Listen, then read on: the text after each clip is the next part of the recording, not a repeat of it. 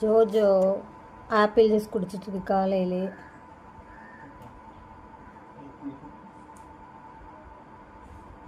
எல்லார் வீட்லேயும் பால் தான் இப்போ, ஆனால் எங்கள் வீட்டில் ஆப்பிள் ஜூஸ் இந்த ஜோஜோவுக்கு.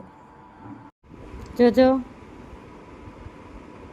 ஜோஜோ பசியில் என்னென்ன பண்ணுது பாருங்கள். அப்படி இப்படி ரவுண்ட் அடிக்கும் நல்லா. ஜோஜோ இவ்வளோதான் சைலண்ட். ஜோஜோ கூட்டுக்குள்ளேயே போயிடுறது திருப்பி திருப்பி.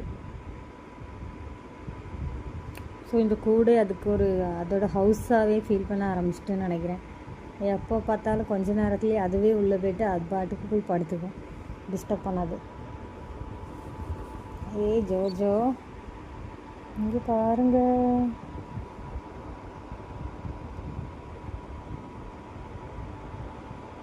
ஜோஜோக்கு அப்புறம் ரொம்ப பப்பாளின்னா ரொம்ப பிடிக்கும்.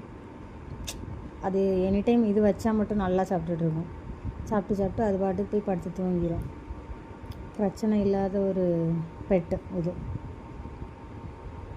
ஃபஸ்ட்டு பால் ஊற்றி வச்சுருந்தேன், மொத்தமாக கொட்டி கீழே ஊற்றிட்டு இப்போ பப்பாளி வச்சுருக்கேன், இருந்து தின்னுட்டு இருக்கு பாருங்க.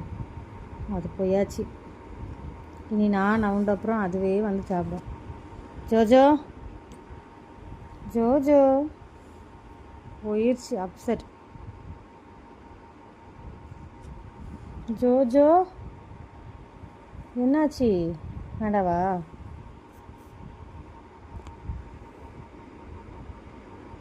என்னென்ன பண்ணுறா பாருங்கள். நம்ம போய் பிடிச்சி இழுத்து கொண்டு சாப்பிட வைக்க வேண்டியது இருக்குது.